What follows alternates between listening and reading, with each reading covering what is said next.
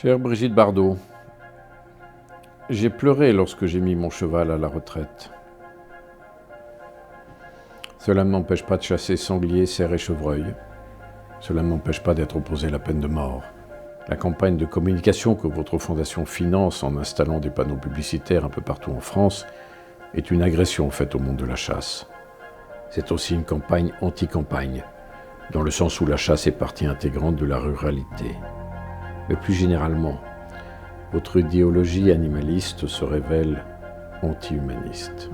À noter que les panneaux publicitaires pourraient être interdits, si j'ai bien compris, dans le cadre d'une nouvelle loi visant à réduire la pollution visuelle. Et c'est vrai que vos panneaux sont aussi une agression visuelle.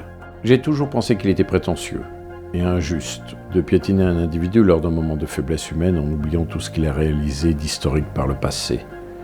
Lorsqu'on a été Churchill, mais que tous les petits et les mesquins ne s'attachent qu'au fait qu'on finisse sur le yacht d'Onassis en buvant du champagne, ces médiocres méritent le plus profond mépris. Vous connaissez plus que quiconque le sens de ce mot. Et vous, Brigitte Bardot, vous avez été la Française mondiale, vous avez été la star parmi les stars, au nom de ce que vous avez été. Entre autres, la liberté incarnée. La liberté incarnée. Je souffrirai vos agressions sans vous agresser, mais permettez-moi d'exprimer ici en quoi votre campagne est en fait liberticide. Vous voyez le monde en noir et blanc. Je crois qu'il est plutôt multicolore, que la panoplie chromatique de la vie est bien plus vaste que cette vision simpliste du bien et du mal qui caractérise votre campagne. Voyez-vous, chère Brigitte Bardot, l'homme vit de la dialectique de ses contradictions, le cheval, la mort, la chasse. À chacun son histoire, à chacun son parcours.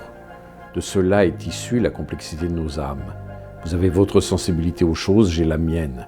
Acceptez la liberté. Parce qu'au fond, la question n'est pas de savoir s'il faut ou non aimer la chasse. Je suis pro-chasse, mais je ne la pose à personne. Vous n'êtes pas obligé, comme l'homme le fait depuis les grottes de Lascaux, de chasser. Vous n'êtes pas obligé d'aimer le son du cor le soir au fond des bois, comme le chantait Charles Trenet.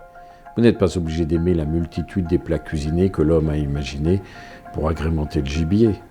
Je prône la liberté. Je n'impose rien. Je défends un droit d'exercer librement un acte synégétique, inscrit au fond de notre nature depuis des millénaires, et qui est une liberté parmi les premières accordées par la Révolution de 1789 au peuple. Au nom de ce que vous avez été, cessez vos violences anti-humanistes. Acceptez que ma liberté demeure.